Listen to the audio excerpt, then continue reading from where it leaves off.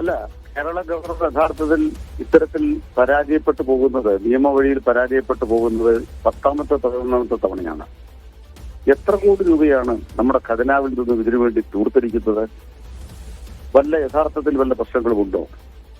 സംസ്ഥാനങ്ങളിലെ സർവകലാശാലകളെ, നിയമപരമായി നയിക്കപ്പെടേണ്ട സർവകലാശാലകളെ കൈവശത്തിലെടുക്കാൻ സംഘപരിവാരം നടത്തുന്ന പരിശ്രമത്തിന്റെ ഭാഗമായിട്ടാണ് കേരളത്തിലെ സർവകലാശാലകളിൽ സ്ഥിരം വീസി ഇല്ലാത്ത സാഹചര്യത്തിലേക്ക് കൊണ്ടുപോയത്.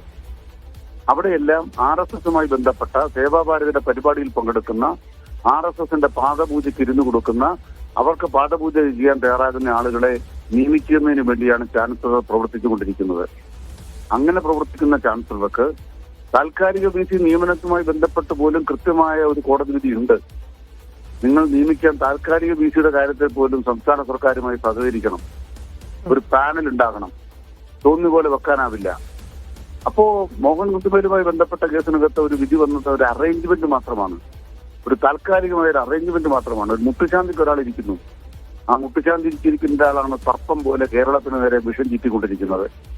അതുകൊണ്ട് ബഹുമാനപ്പെട്ട ഹൈക്കോടതിയിൽ ആർലേക്കർക്കുണ്ടായ തിരിച്ചടി മാനിച്ചുകൊണ്ട് ആർലേക്കർ നിലപാട് തിരുത്തണം.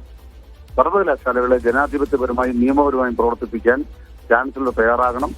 കേരള സർക്കാർ നിയമസഭയിൽ പാസാക്കിയ ബില്ലുകളിൽ ഒപ്പിടാതെ രാഷ്ട്രപതി ഈ കേരളത്തെ വഞ്ചിക്കുന്നു. അതിന് BJPയുടെ കേന്ദ്ര സർക്കാർ കൂട്ടുനിൽക്കുന്നു. അത് തിരുത്തണം. ഇതാണ് ഞങ്ങൾ ആവശ്യപ്പെടുന്നത്. വളരെ നന്ദി ശ്രീ അനിൽകുമാർ പ്രതികരിച്ചതിന്.